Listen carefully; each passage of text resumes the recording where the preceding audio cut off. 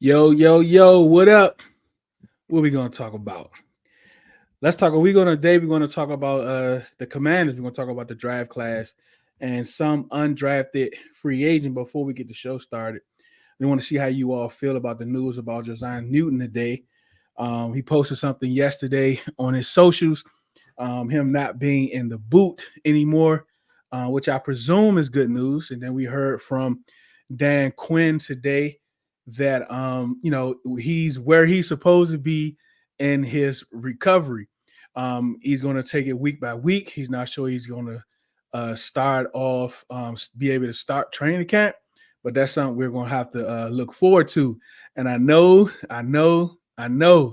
our second round picks over the years have us very, cautious about Newton. But let's just, hope that everything is well. And there, all the old stuff from the old regime about not telling us everything has gone on, and they're being upfront as much as they can be. So on the other side of this, we're going to have Ryan Fowler, NFL analyst, draft analyst, is going to join us to look over each one of our draft picks and some surprises that he have that can surprise us this summer from the undrafted free agents.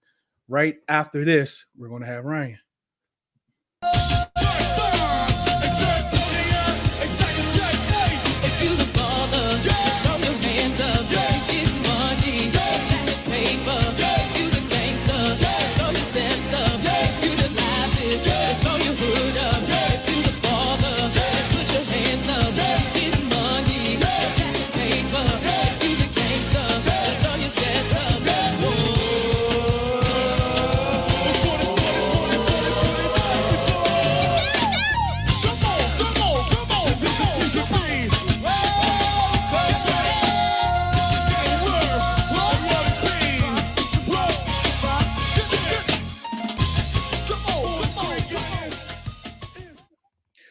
Welcome back to the Redzone In the Lab podcast. I am Deuce, and joining me today, again, NFL college football analyst, host, right, of Commanding the Huddle, Ryan Fowler. How you doing today, buddy? I'm doing well, man. Hey, that intro is I love that intro. It's clean. It gets me fired up, man. Fired up. I'm pumped. I am excited about our draft class. I am excited about our draft class. I think I'm even more excited, Ryan, because I am excited about our front office. I don't know if you know Neil Stratton. He came on the show last week discussing the front office, the success of the people that's there, why they're important, the organizations that they come from. I mean, we're pulling people from organizations that was still there, that they still wanted to keep them, and they have success. So I'm definitely excited, Ryan. I'm definitely excited, buddy. Yeah, I mean, training camp, it feels like it's right around the corner. I mean, we just had the draft, but it's already, that's already a month removed from April, So hopefully training camp's right around the corner, and we can finally let these guys start to crack pads too and see what we really got with this Commanders roster here in 2024. Yes, most definitely. Our mandatory start today through the 13th through Thursday. So a lot of positives coming out. But let's get to it. Let's look at these draft picks. What Ryan's going to do, we're going to go over every one of our draft picks, and and at the end of that, he's going to give us some possible surprises from our undrafted free agents. But let's start with the number 2 pick, Ryan. What do you think about Jayden Daniels and what he's able to bring to the team? Yeah, I mean, I'll be honest. I mean, I was on other shows, radio, and my podcast before the draft. Jayden Daniels was my QB3 in this draft. For me, I did have him behind Drake May. But it's not that I did not like Jayden Daniels. He's still a hell of a ball player. And from a Washington Commanders perspective and what he's going to be inside this offense as far as ability to expand a playbook with the skilled players that are present in Washington, whether you look at the tight end position or not just Terry and Jahan on the outside, and also the ability 20 to 25 times a game to look behind you and hand it off to Brian Robinson or obviously the new addition in Austin Eckler. I think Jayden Daniels is a sensational football player. I think he's not a perfect prospect. I don't think there's a perfect prospect in this draft class. That includes my QB1 in this class, obviously with Caleb Williams going to the Chicago Bears.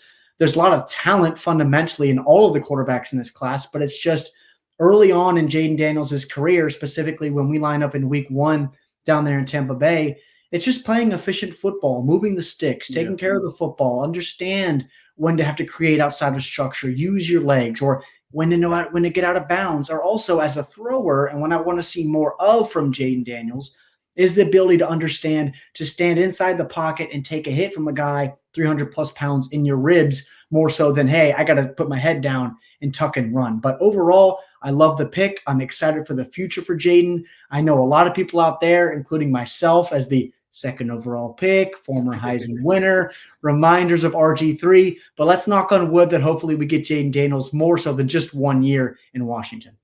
And it's kind of funny that you mentioned that, Ryan, because someone had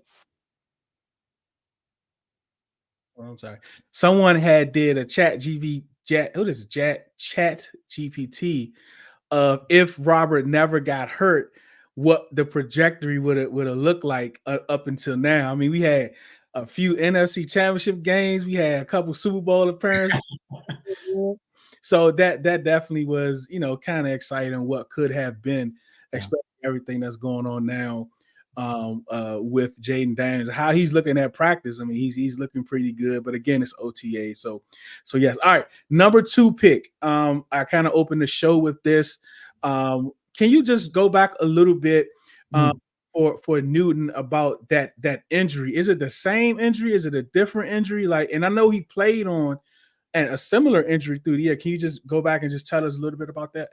Yeah, it's basically similar injuries on both feet. Excuse me. Had the Jones fracture, and then now he's out of the boot, which obviously heard from Dan Quinn today, as far as saying he's meeting all of his markers towards improving and working back to 100%. But from my understanding is that he actually played on this injury throughout the majority of the season, and then cleaned it up as we head into this draft process, which obviously for teams heading into the draft process, he was a first-round player. Every team I spoke to had first-round grades on Johnny Newton, but as it did with Peyton Wilson out of NC State, the medicals did pop up late, which saw him, of course, slide to the second round in Washington. In my opinion, Deuce got an immense amount of value in a player what Johnny's going to offer along that defensive line. The biggest thing for me is when you look at him and just projecting him at full health. I know the Phil Mathis experiment, it has not worked out. Hopefully Phil may find his footing elsewhere in another organization. I really just don't see it here in Washington. But Johnny Newton is going to push to Ron Payne and John Allen. And it's also going to allow Dan Quinn and Joe Witt Jr.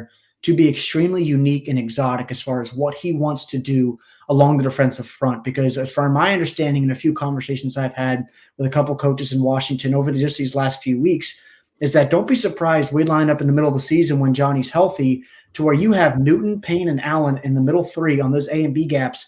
And then you got the guys like Frankie Louvu or Dorrance Armstrong or Frankie Louvu and a Jamin Davis standing up on the outside to provide more of those fringe area coverage instincts as well. So they're going to be extremely unique in what they do defensively. And a guy like Johnny Newton at full strength, which I do think we're going to get early portions to the middle portions of this season. He's just a fantastic football player and is going to provide some athleticism and that vertical push that you need along the defensive interior in today's game.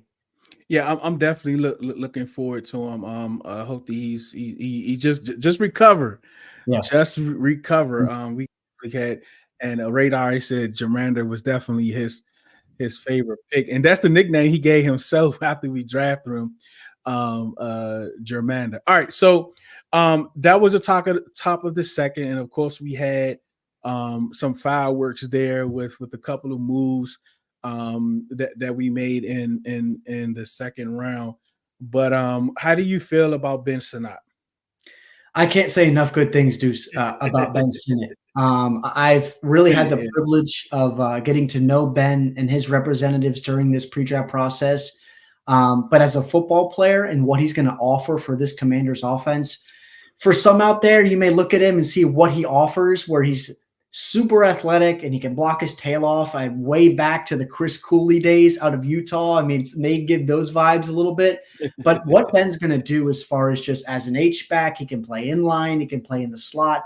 He just does so many things well. And I don't think Ben has an elite trait to where I can say he's an elite separator from the flex spot like a Brock Bowers in this draft, or he's an outstanding blocker, like a Darnell Washington in last year's draft that went to Pittsburgh, but doing a variety of things well in this offense to where right now he is going to be tight end 2 behind Zach Ertz, to where he can work behind a guy like that and in due time be the tight end 1 for the Commanders.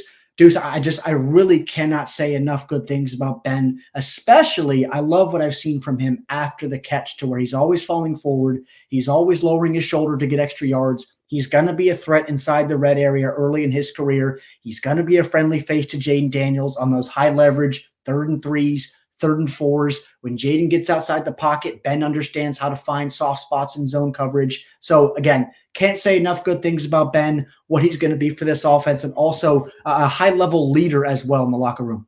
And that's something that we've kind of seen and kind of heard about this rookie class, is those guys are kind of taking on those roles. But, some people had him as a 4th round pick, a 3rd round pick. How soon do you expect to see his snaps increase over the year? Yeah, I'll say this. Heading into last year, for me, Armani Rogers was by far the most athletic tight end that Washington had on their roster. And unfortunately, he suffered that non-contact Achilles injury that held him out all of last year. But just looking at it from a wide lens right now, Deuce, and I look at Cole Turner, I look at John Bates as that primary wide tight end. For me, there's no question that Ben Sinnott should absolutely get an immense amount of snaps, substantial snaps early on in the 2024 campaign, specifically what he can do from a floor perspective as far as expanding the offense and getting out into the slot and forcing teams to get lighter on the defensive side of the ball, bringing in another safety or bringing in another lighter linebacker or bringing in a Quan Martin type of build towards that bigger type of nickel defender. And ultimately you can turn around with a lighter box and run it with Brian Robinson while Ben Sinnott can block that nickel defender. So I think for me right now, if I'm Cliff Kingsbury, I look at Ben Sinnott early on in the year, see what you got, see what personnel packages you want to do. They may run a lot of 12 personnel after living in that 11 base, so 1 running back, 1 tight end. But early on, I'd give some good snaps to Ben Sinnott, absolutely. And I think his role is going to continue to increase as the weeks go on. All right. Nick Saban, just retired.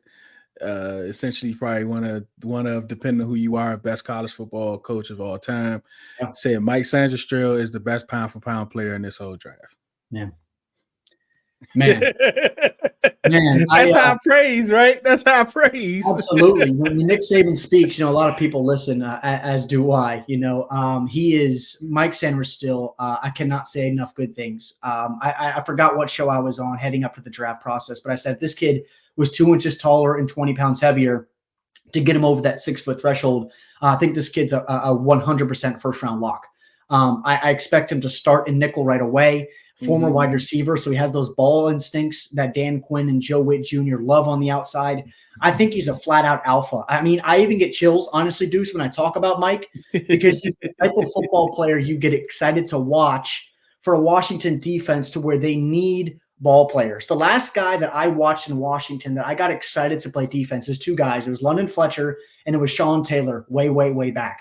But Mike Sainristil and the way he plays football, both in coverage to where he's extremely fluid and then getting after people in the run game. You watch that Ohio State tape. I know you're playing some clips here. He's just a flat-out football player that will do anything for you at any alignment, and he's going to help raise the performance ceiling of this defense here in 2024 and the years to come. That's what I'm definitely looking forward to. Him being able to do that, have an impact.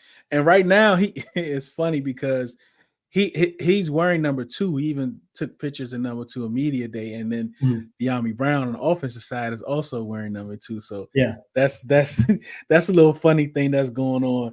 All right, so and I probably moved Sinnott in front of him because Sinnott was my favorite player in this draft. TJ Tampa was number 2, so that's probably what Sinnott. All right, so the controversial pick 3, TCU guard tackle Brandon Coleman.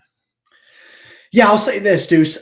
This tackle class, I will say this. I liked where Washington got Brandon Coleman because after the Olufashanus, Talise Fuagas, Tyler Guytons of the world, the second tier of tackles, your Jordan Morgans, who went obviously to Green Bay, Troy Fautanu to Pittsburgh, you got into that Roger Rosengarten tier to where it really was not a one size fits all, but the beauty is going to be in the eye of the beholder. And I really even look at Las Vegas's approach, who leading up to the draft, I fully expected them to take Talise Fuaga there in the top 15 picks. Obviously, they go Brock Bowers.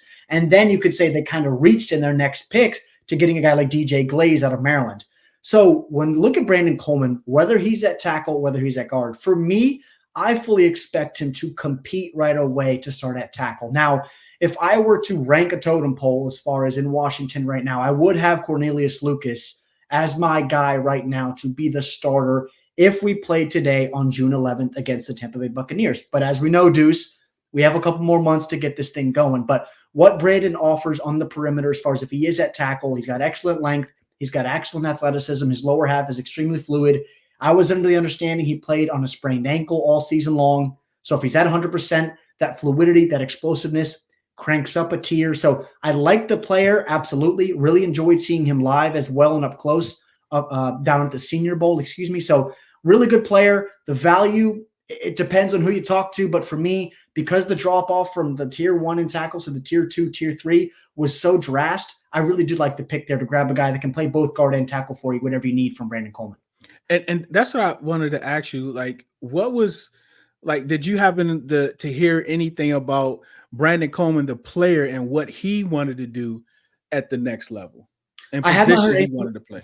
Yeah, I haven't heard anything specifically from Brandon. I just know, and Deuce, as you know, the ability to play both spots, tackle guard, guard tackle, is just extremely important in today's day and age. And specifically, I look at a guy like Troy Fautanu that obviously went to Pittsburgh, probably would play tackle, but obviously could have a potential all-pro type of ceiling at guard. But in Washington, and you draft a guy with that type of draft capital, and you look at left guard where it's Nick Allegretti, and you look at right guard and Sam Cosmi, who had a hell of a year in 2023, I don't see a spot for him right now, and I also don't see him as that sixth offensive lineman. So honestly, I'm Cliff Kingsbury. I'm lining these guys up in the summertime, and I'm saying Brandon Coleman, Cornelius Lucas, compete your tail off to protect Jayden Daniels' blind side here in year 1.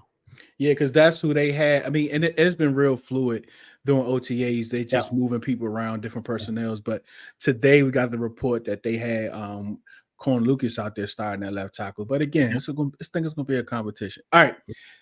Is it going to be LMC or just Luke McCaffrey? Who are we going to have? Look, Luke McCaffrey, Deuce, he's another guy, this draft process, another guy down at the Senior Bowl. Obviously, in years past, we've seen Washington prioritize getting guys that compete down there in Mobile.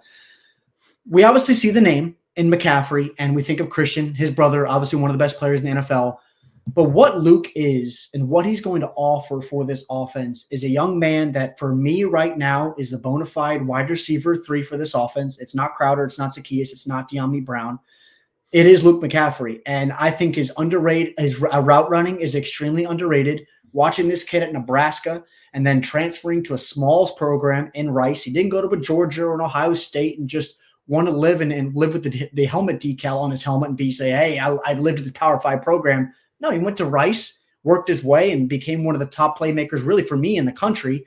And he's just going to be able to do it all for you. And he'll also be a guy to step on the perimeter and be the lead blocker on a screen for Terry McLaurin. Or he'll come inside the slot on pre-snap motion, go over the middle of the field on a crosser, get hit in his ribs, and bring down the football on 3rd and 4 and an NFC matchup on Thursday Night Football in November against Philly where you need a first down. That's what Luke McCaffrey is going to be for this team. So a perfect spot to be wide receiver 3, obviously grabbing him with the 100th overall selection in the 3rd round. I like the value. I love the player. Another type of athlete to be versatile for this offense. He'll play special teams if he need it.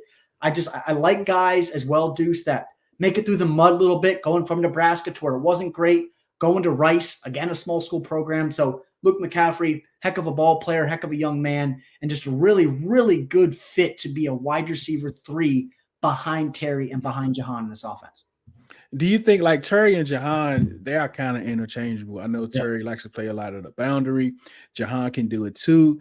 Do you think Luke McCaffrey can also fit that type of role of you may see them 3 out there in the huddle, but you just don't know where they're going to come out? Yeah, absolutely. I do expect Cliff Kingsbury, what he did in Arizona. I mean, even what you saw in USC working with Lincoln Riley last year, even in Oklahoma. excuse me, not out in USC. I'm thinking of Lincoln Riley's days in Oklahoma. Williams. 11 personnel is probably going to be their base this year. So 1 running back, 1 tight end, 3 receivers. That third wide receiver spot, Deuce, for me, it is Luke McCaffrey, but I'm not making decisions in Washington. They obviously brought in Olamide, and De'Ami Brown's still there, as is a Dax Milne. But, De'Ami Brown, for me, I'm really kind of tired of talking about De'Ami Brown. Outside of the Tennessee game, it's just De'Ami Brown would just continue to say he's 2 years away from being 2 years away type of guy. So I think when I look at a guy like Luke, Jameson's back in town. He made some plays last year. Good for him. Olamide's been bounced around. Obviously did a nice job in Philly last year behind Devonta and A.J. Brown. So Luke, for me, is going to be wide receiver 3, and especially if they live in that 11 personnel, which I expect him to do a lot this year. All right, and then if I can recall, last time we spoke, you were high on Jordan McGee, right? I do like some Jordan McGee. Yeah, there we go. Yep. Yeah, he's a hell of a ball player. Yeah. So, what do you think? I mean, he had a lot of high praise when we drafted him. We haven't really heard a lot in OTAs about him, but it's OTAs. Plus his defense. They're not going to be out there hitting people. But what type of like rookie ceiling do you think he has? I think you explained it perfectly. We're in OTAs. He can't hit anybody. He loves to hit. Right. Jordan McGee will knock your chin strap off unless you know about it. That's Jordan McGee. One of the country leaders in TFLs. He just sees an alley and he flies through it. Now, he's not going to be a guy I know early on in Jamin Davis's career to where he sees an alley and it's out the backside to where his eyes are a little bit undisciplined. I see a lot of discipline and intelligent type of violence in Jordan McGee's game. And again, once he starts hitting at 225 pounds, he's just another guy, Deuce, that's going to be that hybrid second to third level defender to where it's your Jeremy Chins, Derek Forrest. It's just the names go on and on and on. Dom Hampton as well, we're going to get to in a little bit as far as what he's going to offer. Jordan McGee, immense amount of value. I mean, I tweeted it out early on in the day before Washington drafted him as far as a guy to know on that day, and then Washington took him later on in that day. And once they selected him and turned in that card, I just love the fit because of the versatility, because the athleticism, and just the flat-out willingness to play physical football, which I know Dan Quinn and Joe Witt are going to preach and have preached here in the offseason. And he can move. He's long, he's tall, he can move, he can hit, he can explode, he has that acceleration. So they denied or they didn't pick up Jameis' 5th-year option. So there's gonna be some competition there. I'm not sure, how far along he is in the defense and if they really want to just kind of push Jameis to see if they can pull out. And Jameis is kind of the same like De'Ami, right? He's kind of the same. So we're gonna see with that. But I love this is the best linebacker we had in like 4 or 5 years. So that's definitely great. I can't wait to see what they can do. All right, you talked about Dominique Hampton. We didn't hear a lot about him. I mean, he didn't get a lot of praise even during after the draft. But tell us a little bit about him and what you kind of expect for him this year. Yeah, I think there's 3 words really that come to mind when you think of Dom. It's big, he's got excellent length, and he's fast, and he has instincts. He's someone that really worked his way up the depth chart at Washington. Last year comes from a successful program, just like with Sainristil winning a national championship. Those guys played against each other. That pedigree, that winning type of pedigree, winning football games. You need more guys in the building that just win football games. But at the end of the day, Dom is just overall, I love the length over the middle of the field with 33-plus-inch arms. That's a big threshold for scouts when looking at corners, when looking at safeties. Specifically, look at the long defensive line. You got 33s for arms. You just get that length and ability to disrupt timing over the middle of the field. And I think Dom has a little bit of a ways to go as far as just slowing down a little bit and tempering his instincts at times. But I'd rather have to, look at him and say, hey, look, go fly down with your hair on fire, make a play on special teams, or rotate in rotationally at the second level and just work downhill and blow things up in the run game outside the tackle box. That's what Dom Hampton, I think, is going to offer right away. Because, look, I don't expect a lot of snaps from him right away in 2024, Deuce, just specifically because of how many hybrid defenders Washington has in the allocation that they've spent towards guys like Jeremy Chinn or a Derek Forrest, and, of course, a guy like Frankie Louvu or even a Jordan McGee. But overall, I think he's just another hybrid defender that's really going to challenge for snaps, going to compete. You can never have enough guys that compete for snaps. Every snap's going to be earned. It's not going to be given like it was in the Jack Del Rio or Ron Rivera days and age. So he's another guy I'm excited to see in this defense to where not a ton of expectations, but he's got the athleticism and physicality to make a lot of plays over the middle of the field, specifically because of the length. Javonte, He's from Notre Dame. I Mhm. despise that school because Rudy was offsides, and it's not a sports movie; it's a drama. What do you think he can bring to the team for his rookie year? Yeah, highly recruited kid. I mean, spent some time at Ohio State and you go to Notre Yeah, Dame. Really, other than the Ovia Gofu kid that was at LSU who spent time at Notre Dame, Texas, and then LSU.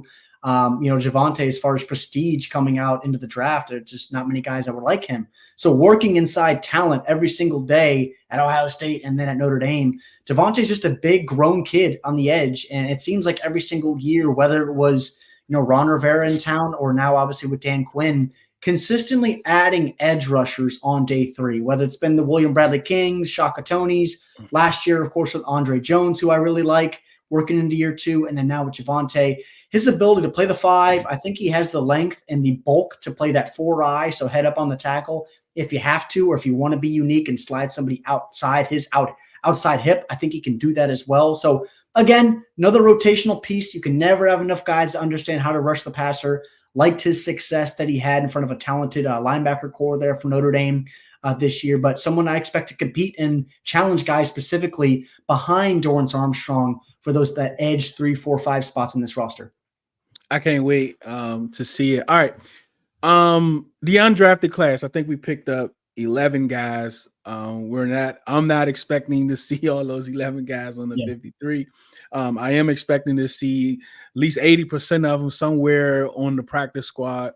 But we know they're going to be in and out as training camp goes on. But what are some guys out of our undrafted free agents that either could have been drafted, fell out of the draft, that can surprise some of us in the summertime?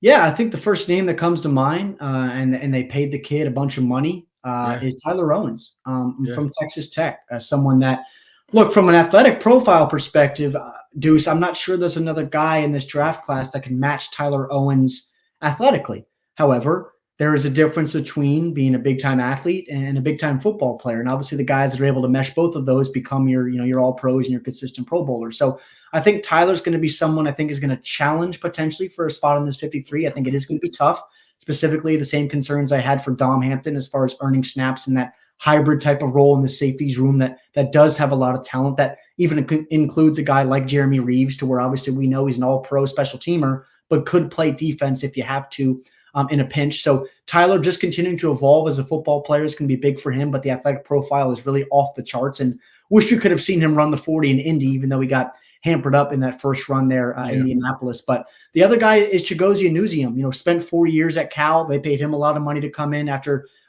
finishing off his career, obviously, at Colorado State. Everybody watched that Colorado State game early in the year. Chigozie did a nice job. Yeah, just good football player. But I think the biggest thing, Deuce, when I look at Chigozie and the past of Dan Quinn is a young man by the name of Israel Mukuamu that they took out of South Carolina years ago. That was at corner, long, lanky, wiry type of build. They transferred him to safety. I could potentially see that type of role to where Chigozie could play corner. And we know Washington's corners have to be better this year. And he could also play a little bit of safety. So if there's one UDFA, Deuce, that I would look at this roster really away from Sam Hartman to say, I know you're going to make the 53 and really challenge for some snaps because of what you do well as a potential cover 3 corner in this Dan Quinn defense and what he's done well with guys like Deron Bland and Trayvon Diggs down there in Dallas, it is going to be Chigozie Anuzium. So Sam Hartman is the final guy. Wake Forest, Notre Dame, he's got the great long, crazy hair. The guy looks like obviously a TV model. He's much more than that. He's a hell of a football player. Really enjoyed getting to know him during his time at Notre Dame and obviously spending time with him down at the Senior Bowl. Just a really, really impressive young man. Once he came in the building, I fully expected Jake Fromm or Jeff Driscoll to get out of the building. Yeah. Obviously, we know Jake Fromm is now out of the building. I expect potentially Jeff Driscoll, best wishes to Jeff. But for me, Sam Hartman is a fundamentally better football player than him. I do think Sam Hartman will be absolutely QB3 for the team this year. But, we're moving forward. Marcus Mariota obviously came down from Philadelphia because of Brian Johnson, that familiarity. He's going to be QB2. You're not going to have 2 rookies as a starter and a backup. But Sam Hartman and his success, his ability to sling the ball, the touch that he has on his throws, he is athletic. He's kind of that sneaky athletic in space, I hate using that term because there is a stereotype using that sneaky athletic, but he is an athletic kid. So those are really three guys: Tyler Owens, Chigozie Anuzian from Colorado State, and quarterback Sam Hartman. I do expect three of those guys specifically to challenge for spots this year. Yeah, and in DC, man, like QB2 is always the most popular quarterback here. Isn't And it? it's and we don't need any of that drama this year. Yeah. But I definitely think Driscoll may be out when the season rolls. But I mean, you know, like Driscoll is one of those guys that's going to be around the league for a very long time, either with pads or sweatpants on, whatever. Like he's definitely going to be around. But overall, with our draft class, undrafted free agents, you know, you had a couple months to do all your grades, to look at all of them. Can we just go down to see like how your grades look to the pick and overall? Yeah, I mean, overall, Deuce, I have to give this draft class an A. You know, we can sit here 2 years, 3 years down the road and really judge this class, but from a wide lens perspective, I look at what each player can offer right away, and how Adam Peters and his staff approach this draft is by getting players that are not just going to wear a jersey for you and steal game checks, but are going to show up. They're going to compete and they're going to produce, and they're also going to push players from the prior regime that have no ties to this current regime. And they're just going to show up and really expect them to compete, whether it's Jayden Daniels kicking off this draft or ending the draft with a guy like Javonte Jean-Baptiste from Notre Dame. So overall, I'm going to give it an A for this class. I think there's going to be a lot of players that have a lot of impact. I'm not saying every single guy is going to develop into a Pro Bowler and 85% of the snaps every week, but specifically Jayden Daniels, your Mike Sainristil, Johnny Newton when healthy, Brandon Coleman, Luke McCaffrey, Ben Sinnott. That core group of guys is an excellent, excellent group to start to lay this foundation and work towards. Not saying you're going to win a division title this year, an NFC championship or anything like that, and temper expectations. But I do think Washington has the potential this year. And I'll say it here now, Deuce. This division right now, for me, from other members in the industry, is a little top heavy with Philadelphia and Dallas. Dallas has a lot of holes in their roster, from my perspective: running back, off-ball linebacker, along the offensive line with two rookies. When I look at Washington, that sounds good. Say that again. Say that again. Right. What Dan Quinn's going to bring from this roster, Deuce? I would expect Washington. My expectation is to challenge for a wild card spot this year from the talent that I see on either side of the ball and the execution. And what Dan Quinn's continued to preach is execution from either side of the ball this year. I would not be surprised Washington challenges for a wild card spot this year. I can't wait. All right, I got some questions for you. I just kind of thought about. Do you have any, like, do you have a projection on rookie of the year or defensive offensive rookie of the year yet? Like, you have any projections yet? Oh man, if I look at offensive rookie of the year, I know it's a boring pick, but Marvin Harrison Jr. and what he's going to be for Arizona, I really have a hard time going against that.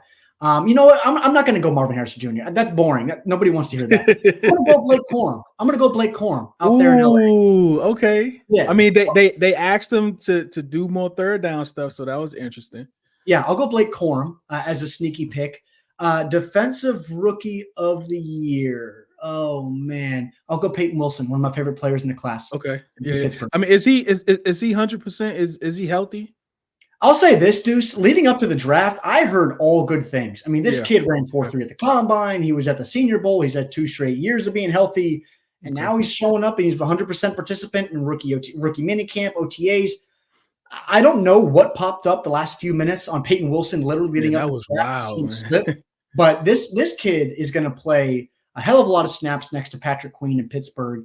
I'm mad that he slipped to Pittsburgh because he's a hell of a football player.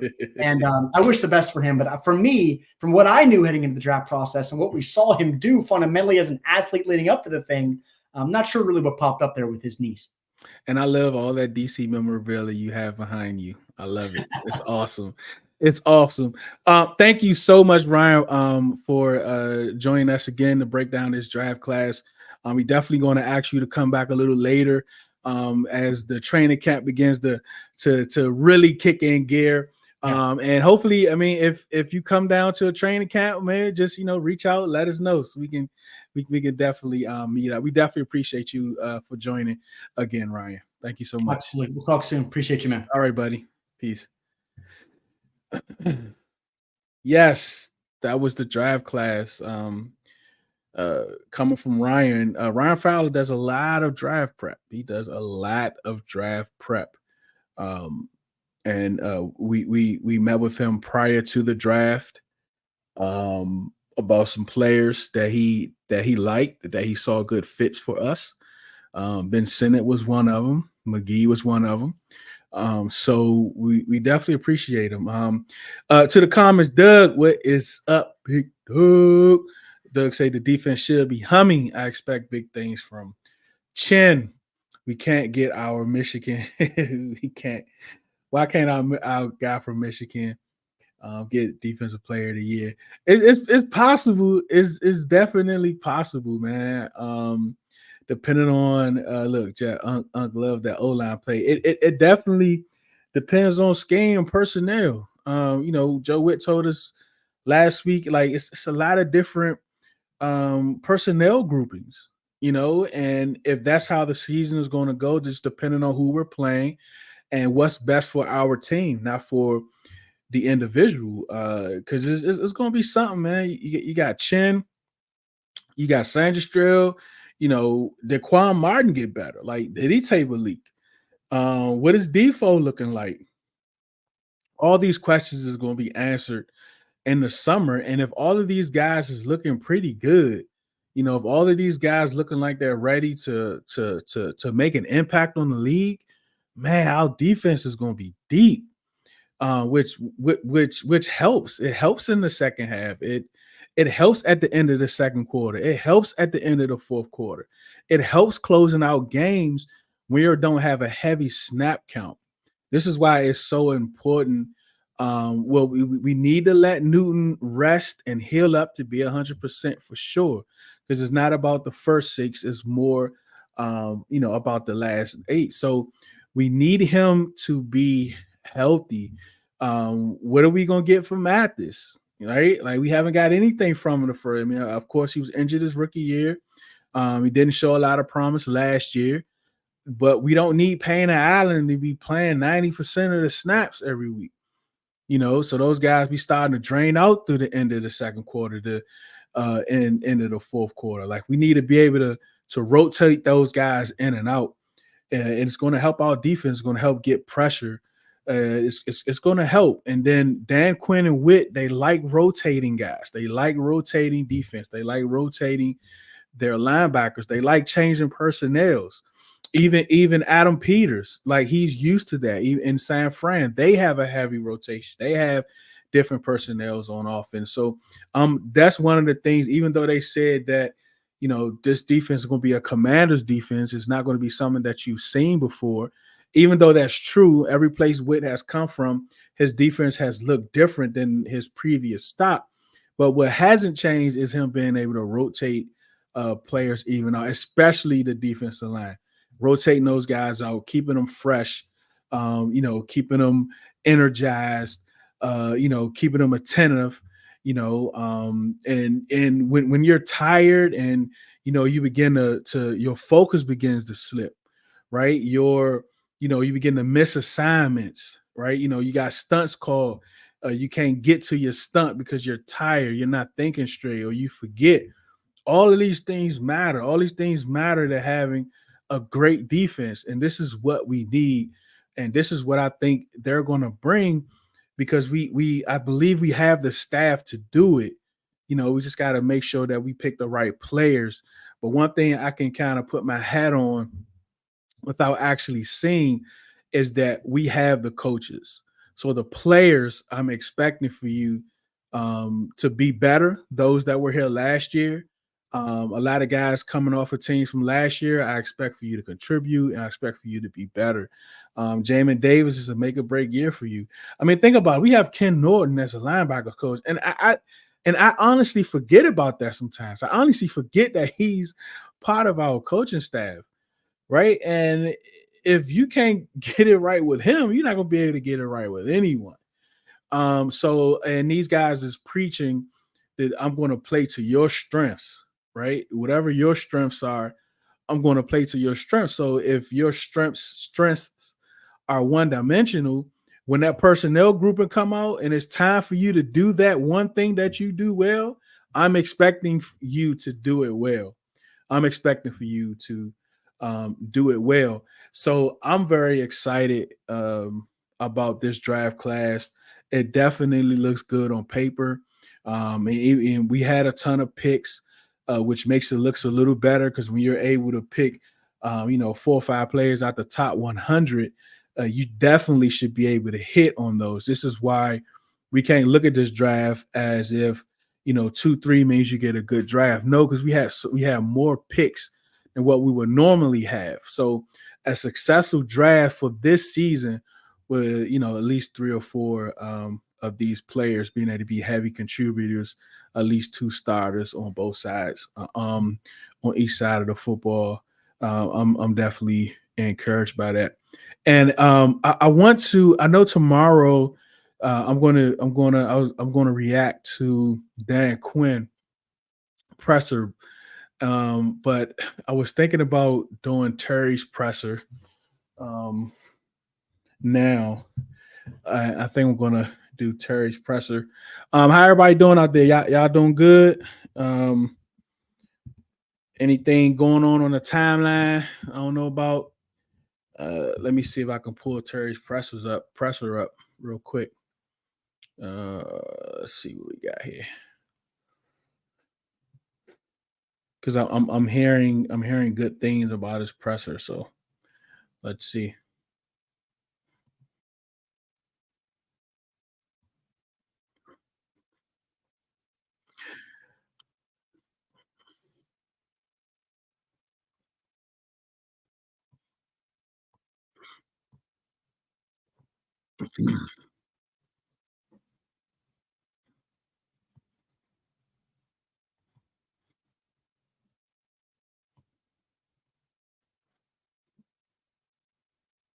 Improving that in the off season, and it's showing up a lot in the film that we've been doing so far. And run after the catch So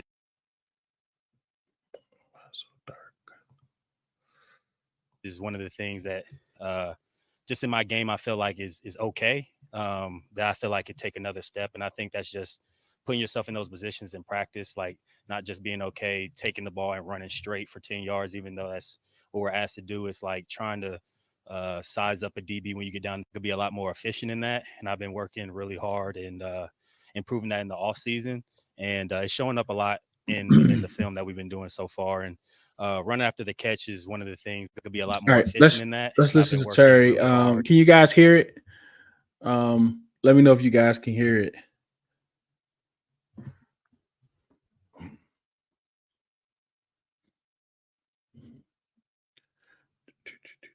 And improving that in the off season. Can you guys hear it? Okay. Showing up a lot in the film that we've been doing so far. And run after the catch is one of the things that just in my game I feel like is okay. That I feel like it those positions in practice, like not just being okay taking the ball and running straight for 10 yards, even though that's what we're asked to do. It's like trying to size up a DB when you get down the field, try to use a stiff arm, not trying to hurt your guys, but just putting yourself in those live type of situations. And, it's a balance for me because I always want to protect the football. That's my number. All right. So something Terry mentioned here is anytime we have that discussion objective about, is Terry top 10? Some people say he's not. Is he top 15, top 20, all those different types. One of the things that takes him out of those conversation is, of course, the yak yards and the touchdowns, and the targets.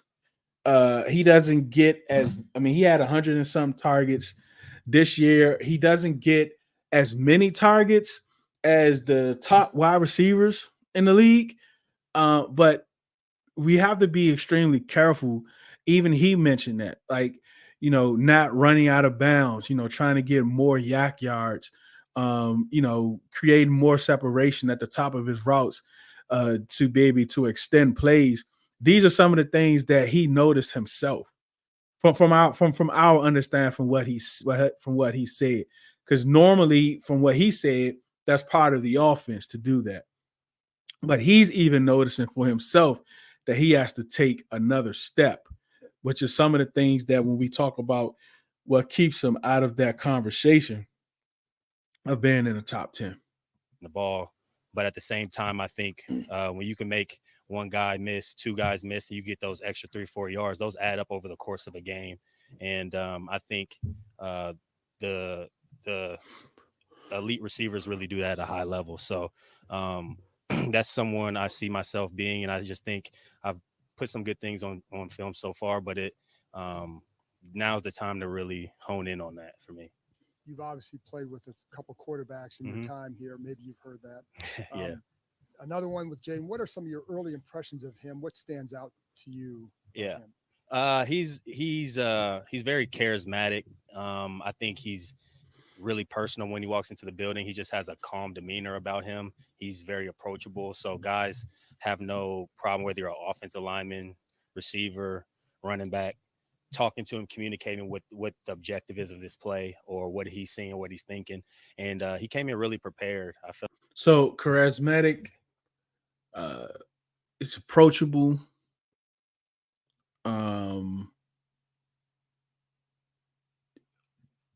Let me. What else did he say? Let's get some more. Let's see. A couple quarterbacks in your time here. Maybe you've heard that. Yeah. Another one with Jayden. What are some of your early impressions of him? What stands out to you? Yeah. He's very charismatic. I think he's charismatic, really personal when he walks into the building. He just has a calm demeanor personal, about him. Calm he's demeanor, very approachable. So guys have no problem whether you're an offensive lineman, receiver, running back, talking to him, communicating what the objective is of this play or what he.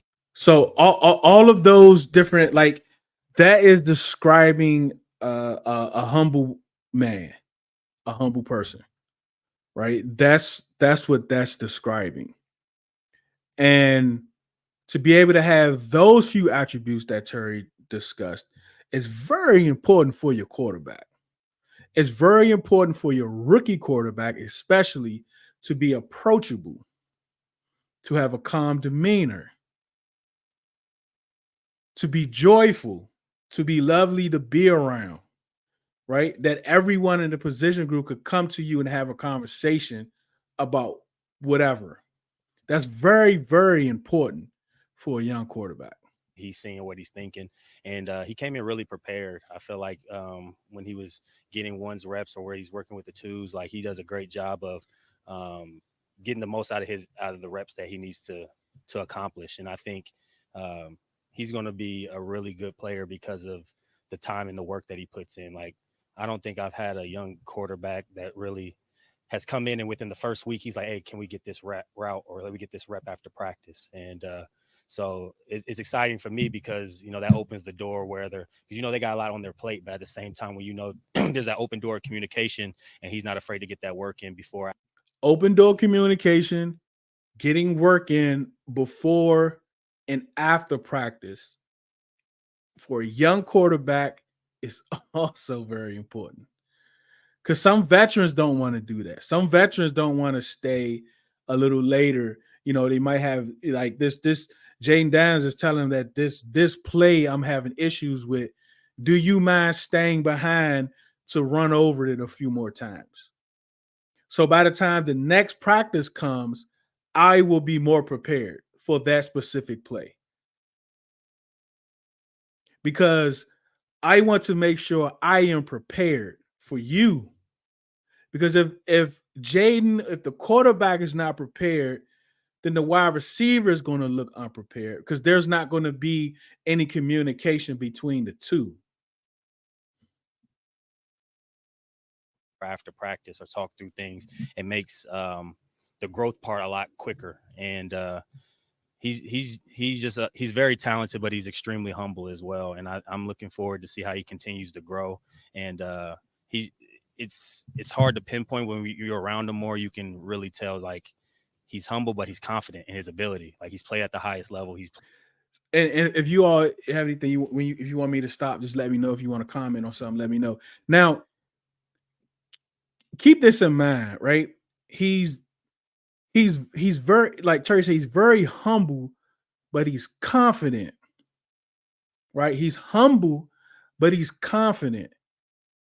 There is a difference between the two, but one can't overcrowd the other, right? I can't be so humble that I'm not confident enough to go out there and make a play, right? Because I'm allowing my humbleness to kind of wait until someone tells me to go make a play, or when I have to be encouraged to go make a play. Because I can receive the information, like give me the information. You want me to go make a play? I'm gonna go make a play. But we don't want him to be so humble that it's overcrowding his confidence, right? And then you don't want him to be so confident that he's not humble, so confident that he can't be told what to do, so confident that he can't be told that you got to do this, you're not doing this right. Because remember, what we know, like we know ourselves better than anybody else, right? What we believe we can do is we are the best at it, because that's all we know. So once I know I'm good at something, or if I'm this at something, everything that I'm setting up is for my idea about how good I am about this specific thing. But I can't be so cocky, so confident that I can't receive criticism that, hey, look, it looks good, but it's not great. This is how I can make it great. And that's who Jayden, this is what I mean about there's a balance between being humble and confident, right? You want to keep that balance. You don't want to be too humble where it crowds your confidence. And then you don't want to be too confident that you can't receive, you can't be told what to do. Played against really great competition, and he knows that he can make all the throws. So because he knows he can make all the throws. Like, I know I can make all of these throws. I know I can. But if you tell me I can make them better, I'm gonna listen, and I'm gonna listen and take heed. Like that's what you want from a quarter. You want to be confident enough to say, you know what, I can hit that back shoulder fade. If prime Dion was checking Terry, I could hit that back shoulder fade. I know I can.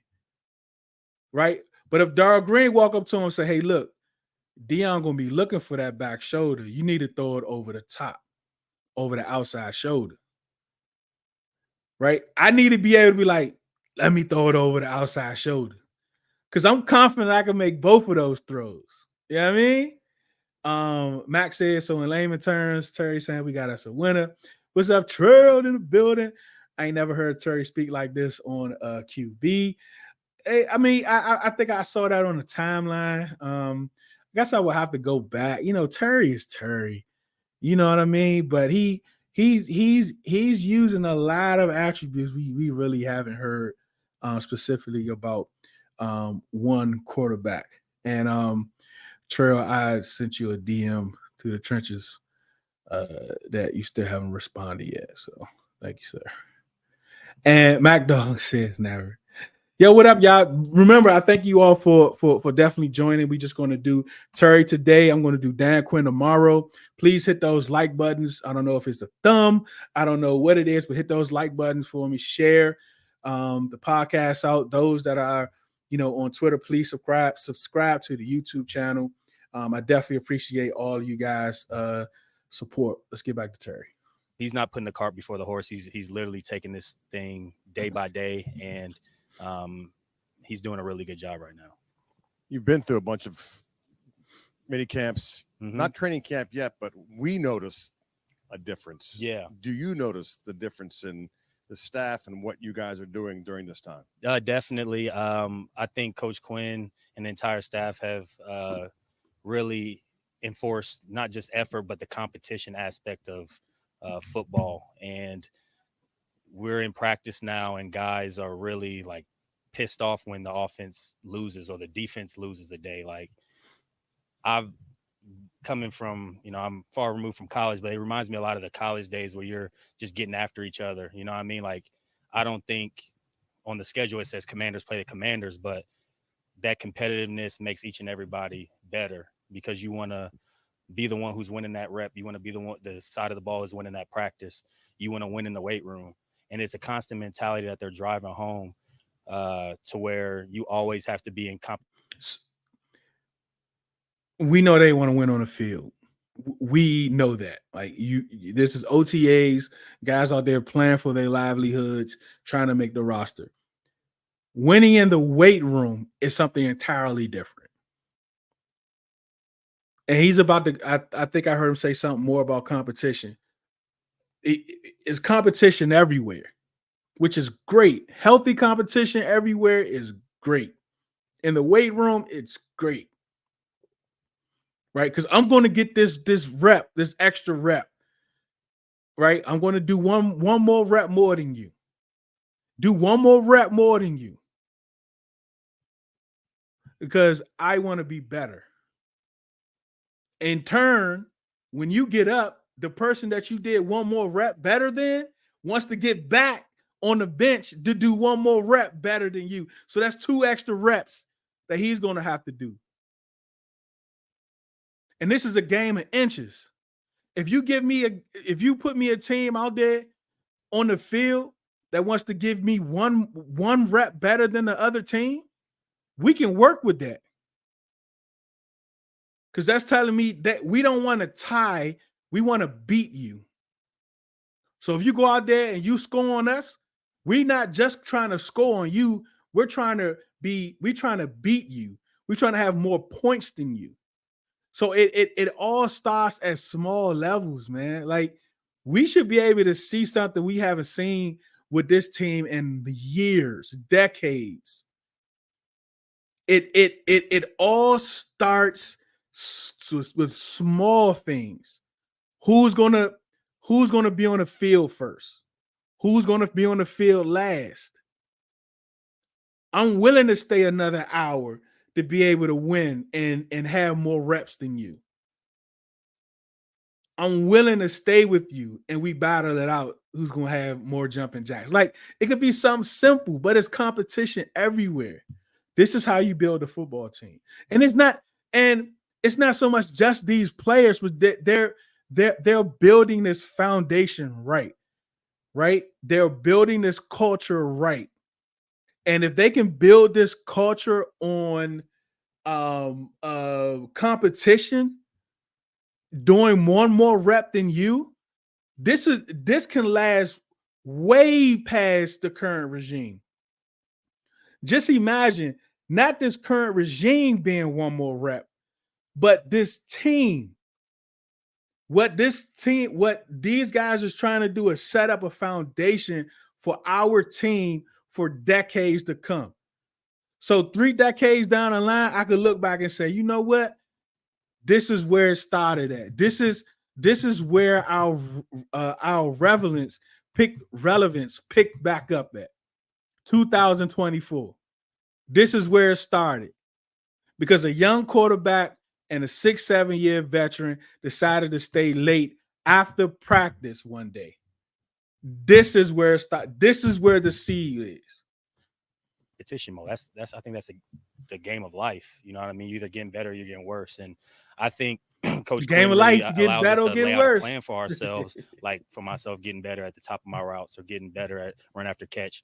He sets the standard for all of us to get better and pinpoint the things we need to get better on. And then he gives us time before or after practice to get better on it, working with our position coach.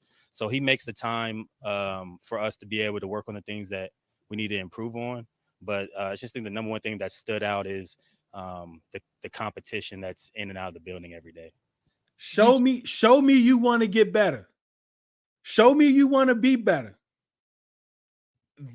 what you're doing in practice, it needs to be better.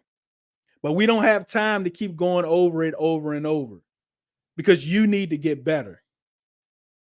But I'm going to give you time to get better, but you have to use your time.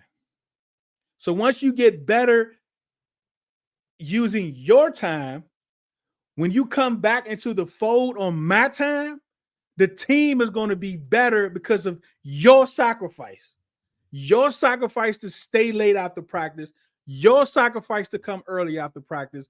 This team is better because of your sacrifice to get better. Like, this is the attitude. This is how you build. This is how you build. Kim. Yep, they say you got to raise it, Kim.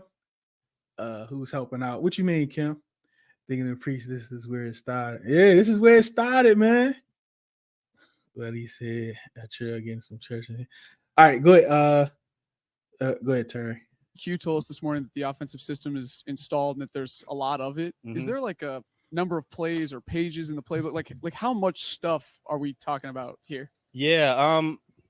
I mean, I've been in multiple offenses, and this is on par with all of them. Like, for this point in the season, you're going to get pretty much all your playbook in for the most part. I think when you get towards the season, it's more game plan specific. So you have your plays, but then you're game planning with plays that may work against the coverage you're going to see this week or what have you. But I just think they did a great job. Really, the first few weeks, the first week, we didn't even really talk a lot of X's and O's. We just got to know each other. We did a lot of team building things. And I noticed, you start to notice the guard drops with everybody on the team. It's like, yeah, we're here to compete for jobs. Yeah, we're teammates. But at the same time, like, we are really fighting for one another. You know what I mean? And we're bringing the best out of each other. And we're making a commitment each and every day to bring our best selves. And then if we don't have it, then we know somebody else is going to pick us up. And so, that trust that is being built right now allows you to go through the ups and the downs of a season, which every team goes through. I know I got a little off topic, but I think, the X's and O's are going to come. But the camaraderie that I feel on this team that's being built right now is extremely special. And I think it makes the grind a lot easier. Cliff runs So, like, camaraderie is very important, like Terry said, right? Like, the X's and O's is going to come, performance, whatever. You're going to perform, you're not, or whatever. But being around people that want to win,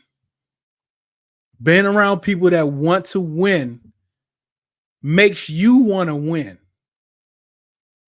And if you set that as your culture, everyone has a mindset to want to win, right? But each individual person is not going to have that mindset every day because of the cares of this life. Is real. Football is a sport, but there's real life and people go through real things. These football players are humans. For y'all that didn't know, they go through stuff. They have the cares of this life. They have the cares of family and bills. They have these things. So if you have a player that comes in one day like, man, I ain't with it today. I don't feel like a winner today. But the culture is about winning. Everyone else has the winning attitude. So that automatically, is going to lift him up. It's going to automatically lift him up. But if you have a whole team full of losers, he's just going to be losers. It's I'd rather have a team of winners and have someone that don't want to and one person that don't want to win walk in the building than a team full of losers and one person that wants to win to walk in the building. Which one have we had over the last 3 decades? Have we had a room full of losers and one winner, or one winner in a room full of losers, or one loser in a room full of winners, what have we had? Unique offense compared to other NFL, Mhm. especially with the way he uses receivers. How do you anticipate your role changing, and how do you view the offense from a receiver perspective specifically? Yeah. I mean, I think he likes to really push the ball down the field. He likes to be balanced. He likes to give different looks to a defense. You know, we're going to not to try to get too much into it, but, you know, we're going to use some motion, move some guys around and things of that nature. I think for myself, I feel comfortable playing any of the positions that is asked, whether it's the slot, the outside positions. And unique part about our offense is I don't think necessarily you play the X or the Z, because depending on the formation or the hash, you can be the opposite. You could be the X, but then you're to the field, now you're the Z. So you got to really learn the entire concept and know where you're out in the field, which I think makes everybody smarter players, because you don't pigeonhole yourself. I just play X. You know, I only know this position. Like, you get in 2 minutes, you're the Z. Now you got to know what to do. You may have the clear out route, or you may have the backside dig. Like, you got to know what you're doing. So I think he doesn't just say, like, we're going to do this offense. He's really trying to create an offense that fits our personnel really well. That field boundary thing. Yeah. That's a thing in college, but it seems like it's more unique to Cliff. Is that something you're used to seeing in other offenses you've been in the NFL? Yeah, definitely. I mean, I think if Henry, you know, if you jump on on the left YouTube, hash, Henry. like, technically Yeah, it's at the I'm the beginning of the X, show. you know, I'm here. in the boundary, but if we're on The, the right hash, I'm still on the left breakdown. side. I'm really the Z in the concept, because I'm to the field, I'm to the strength of the tight end. So That's I've true, been in Ken. offenses like it's similar like that believe he does before. too. And you know, I just think he one thing I think that's really stood out is the complements of our routes that we have so far. I feel like we have a chance to really run similar stems, but there's different routes off those stems and things like that, which I think for a receiver like myself, who you get, you know, a really good look at DBs and they study your film, they study your splits, like having routes that look the same but break off a different. So, like, Trail is right?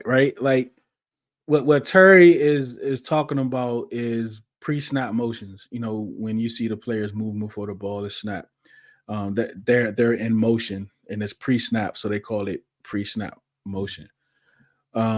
We didn't see a lot of that over the last few years. It seems like we're going to see a lot of. We even heard about the no huddle. So no huddle pre-snap motions is very important, especially for a young quarterback, to try to keep the defense off guard. Now, the stemming is also very important. Like, Terry's been in the league for a long time, and the DBs, like he's talking about the DBs studying him, the defense is studying him. When it talks about a stem route, it's basically most of the stem routes, depending on the distance, 2 yards, 4 yards, 6 yards, depending on the difference, all the routes look the same within the first 2 yards. Let's just say 2 to 3 yards, depending on what the route is. All the routes look the same. All of the motion, the pivot foot, the arm motion, all of that looks the same, but then it breaks off. It either slash left, slash right, break left, break right, curl, whatever the case may be. So being able to have those stems, it really does help keep the defensive guys off balance, especially if they're in man coverage. Dog say, "Come on, people, now smile on your brother." I don't know what you're talking about. Ask what JD likes to do. He listens to suggestions. Yes, he does. Motion is a progression. He been in the lab. Yep. Different angles is extremely important, because it feels like you have some versatility in your bag to go out with, versus like you got this hitch again, your backside, like that's all you got. You know what I mean? So yeah, That's he's been a to the really current good UCLA person to work with, and offensive he's coordinator. been really communicative with the leaders and how we want this offense to look like, and some of the ideas that we may have as well. So it's been a really cool transition.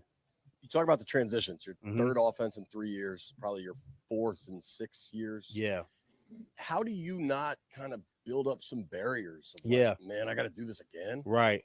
I think, you know, human nature is always a factor in whatever you do in life. But I think I try to make a conscious choice of coming in with a new year mentality each and every year. And I think it's easy because we've had so many changes, and it's been great working with I feel sorry for you, Marcus Terry. and Jayden and Jeff and Sam, everybody. Like it's been great with working with all the quarterbacks, and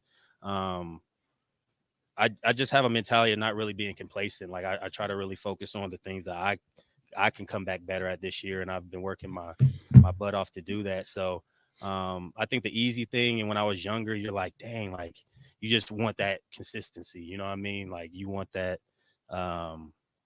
something you could depend on, but like life isn't always like that. So I've been reinvigorated because of just the energy that DQ brings into our building each and every day, and the coaches as talked to well. Terry Like, for a long it's time fun today. competing, you know what I mean? And sometimes I could get lost in the grind, but I think the reason why you make it here at this level is because you fall in love with the competition of it. And I think the competition breeds the success, because that is really where the iron truly sharpens iron. So, other guys are going to make plays, but you get excited to go in there and know that the next day we're going to go right back after the defense. So for myself, I'm just looking forward to continue to grow with the quarterbacks that we have. Crosser that he threw, I started telling receivers, like, hey, it's the start of something, new and special. And the foundation of it is extremely important. And to be a part of that, to have a hand in that, think he does a really great job of coaching point from Luke. All right, so I could take a what we're gonna do is tomorrow, like I said, at 5 o'clock. Please tap in. Please tap in. I'm going to react to Dan Quinn's presser today, and if he has one tomorrow, I'm not sure, but I'm going to react to those pressers, and I might finish Terry's up. It just kind of depends if we have enough time to do it or not. But I don't want to belabor you, but definitely check out those that came in a little late at the beginning of the show. Ryan Fowler, NFL college football analyst, joined to look at all of our draft picks, to talk about them and what he thinks their rookie ceiling may be, and a couple undrafted free agents that he think might surprise one of us. He even had one possibly getting a starting job. I was a little surprised, but it's in one of the rooms that it may not be as surprising with some of the reports we're getting out of camp. So definitely go back, tap into that. Please share the link, retweet if you see it there on Twitter. You like the pillow twin, Kim? Yeah, be on the lookout, man. We're almost done. We are in the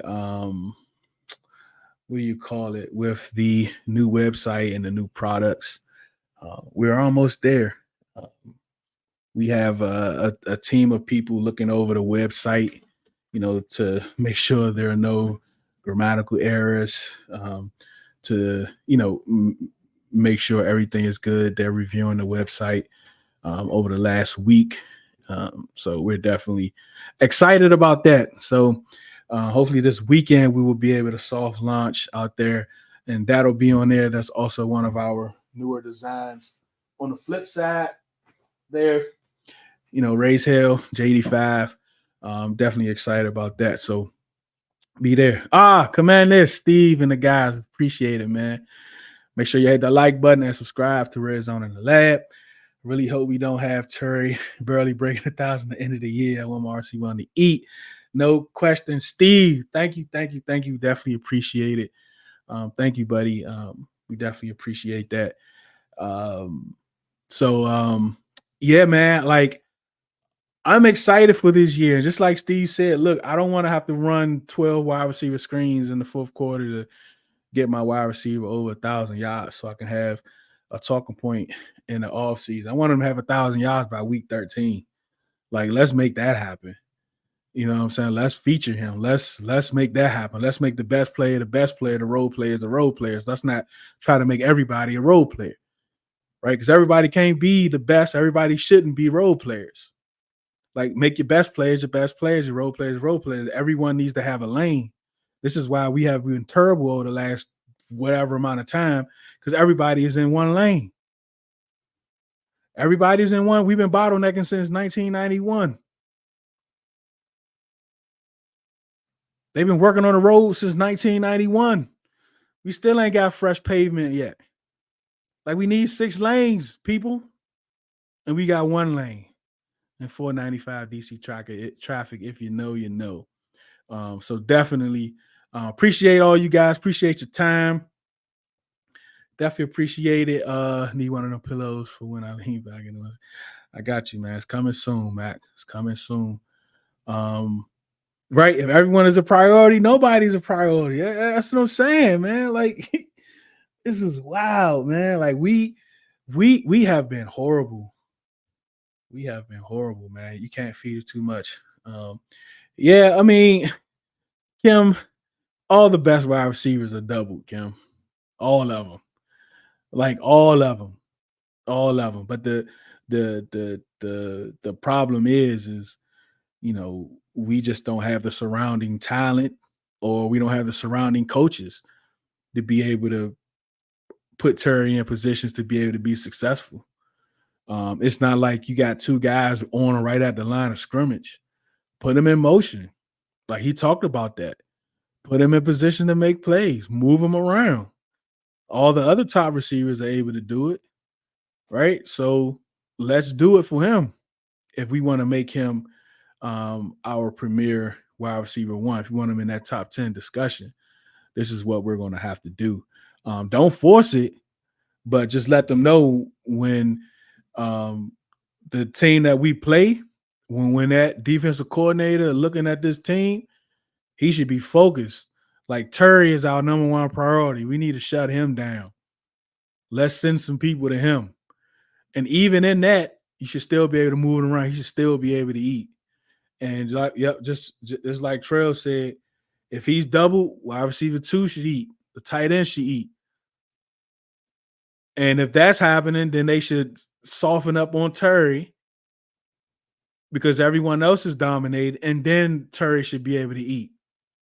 Like, that is how it should work, right? Because they can't have 14, 15 players on defense. They got 11 on defense like we got 11 on offense.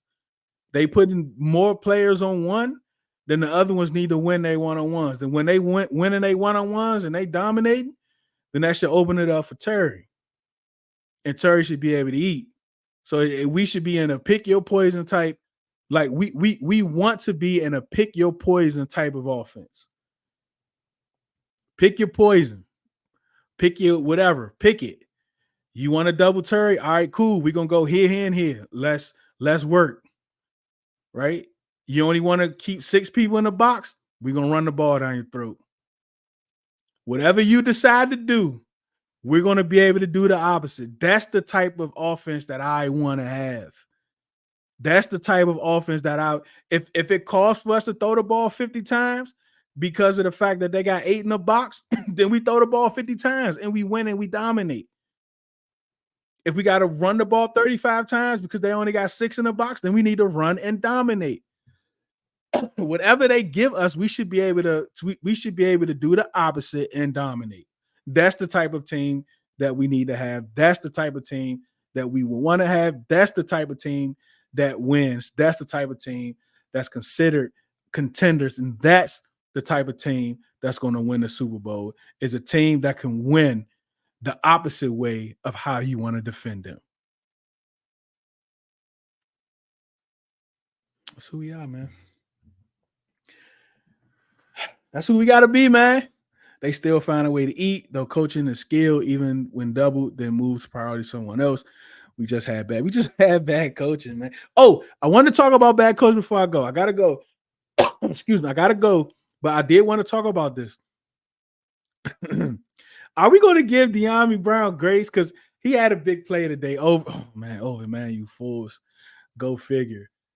I just want to ask, because Ryan mentioned something earlier about we're waiting 2 years for De'Ami to perform in 2 years. We're still waiting for those 2 years. And you kind of look at Jamin and say, I'm still waiting for Jamin to be the Jamin that we thought that Jamin was going to be. I don't know why I'm coughing, huh? Can you bring me some water, please? So like, and we talk about the team and the coaches. The coaching was horrible. The coaching was this. The coaching was that. Right? Does that grace go to all of the players that's still here from last year, i.e., De'Ami Brown, Jamin, Forbes, or do it just go to Jahan, Terry, B-Rob? What I do know is I do not believe, unless you want to say Terry and maybe, I think Terry maybe, like Deron Payne, he ain't really dominated in that sense since that one possession in Denver and John Allen was doing whatever. Do we have any players on this team that can outperform bad coaching that was here last year? And we should be able to answer that question, because who from last year outperformed the bad coaching? Because the only thing I can think about that who actually did something that we didn't expect for them to do is B-Rob, and that's be a receiver out the backfield. Even when people throw out Quan Martin, but remember, Quan Martin played his snaps increased. His snaps increased from like week 6 all the way up, I believe. I think Ern had those numbers where it increased, but he was playing a slot and that was that Dallas game. I forgot what game it was. When he had he had the great half. I think he had interceptions, some tip balls, and that interception came off a tip too. It's not like he like jumped in front of her, made a great play or whatever, but still he played some good ball. And that's probably like that and Deron Payne's possessions against Denver was probably the 2 times we can remember where a player actually dominated a series or dominated a specific amount of games. So is there anybody on this team that outperformed the coaching from last year? Look, says nope. Some of these players accepted the losing mentality. We'll see about Deion if he can get ahead of Luke. If he can't get ahead of Luke, he's done. I don't know, Steve. I mean, I don't think he's gonna get ahead of Luke. I think Luke's gonna be on the field. I think Luke can do more.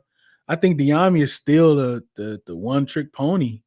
But you need those on your team. Like you need those guys on your team. You know, if he can, first 5 weeks he give you 6 catches, I don't know, 180 something yards, a couple touchdowns, something like that.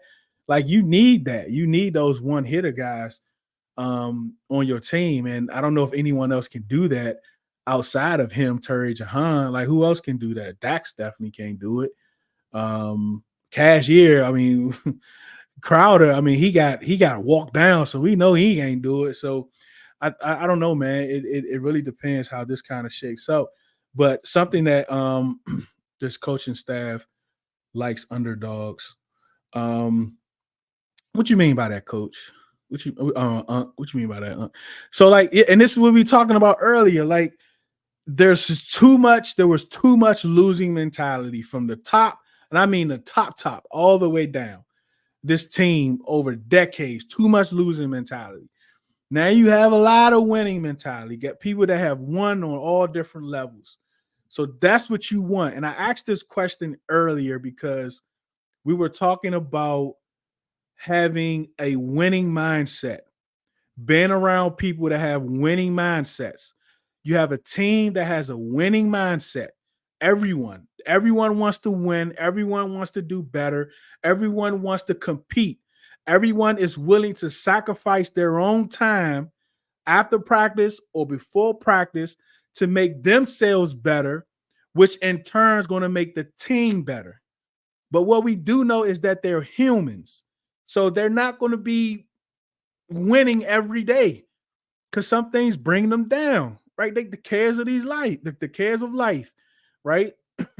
So when a player comes in just not feeling it, he has a losing mentality, you don't want to do anything.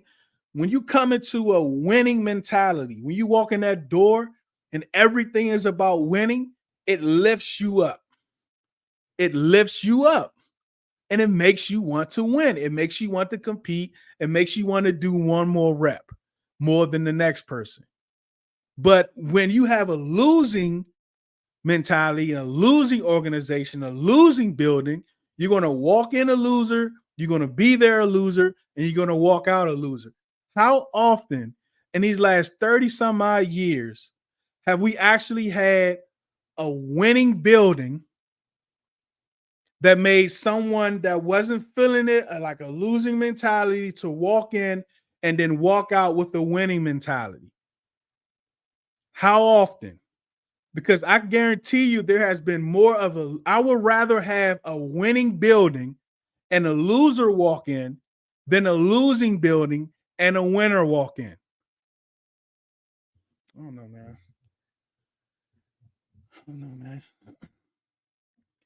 know, man. Man, Jeff, our squad was underdogs, underrun. The whole team, they like dudes who earn their stripes that were not expected. Yeah, man, these dudes, the dudes that they have is fighters, man. They've shown us that they are fighters. They want to win. They want to be successful. They want to be coached hard. And we got a team full of pieces that have won, that wants to be winners, that you can build this foundation. You can build this culture. Like we said earlier, Trell put it in the comments too. This is where it started. Right here. 30 years down the line, just like right now, we can look back and see when Joe Gibbs left and Richard Pettibone took over. From that point on to right now, we can look back and say, man. And then it just got worse when the short guy took over. And we can look at it and see it. We can look at it and see where the downfall happened. But what we're hoping is this year, Josh Harris, the front office that he's assembled, is 30 years down the line. We can look back and we can see this is where the success of our team started from. This is where the success of our team started from. 2024. All because a rookie quarterback and a 7-8 year vet decided to stay after practice to use their time to get better so the team can be better.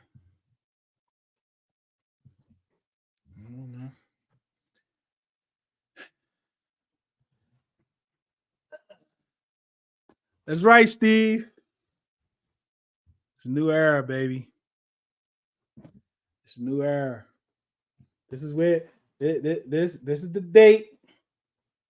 This is the date where that's the day when the signature was made, right? That's the date where the signature was made, right there, right? That's when they signed the paperwork, right? And after that season, the 2024 offseason is where we hope that our franchise, from what we once knew, what the people that were there tell us about, what the alumni talk about, what we're able to see on YouTube, we're able to see those trophies when we walk in that stadium. This is the offseason we would love to look back on one day and say, you know what? This is where we came back. This is where it all started back up for us. Even though this team right here might not be successful, they might not win Super Bowls or whatever. But if we can take this and build and create this culture, because I don't want culture to leave with the GM, with the head coach. I want Washington football to be the culture, not the people in it. Again, I appreciate you. I appreciate your time. I know it's very valuable. And for you to spend it with us, we definitely appreciate it. Remember, do it because you love it, not because it loves you. One beat, one sound, one heart, one love. Make sure drink water. Shout out to South. Love.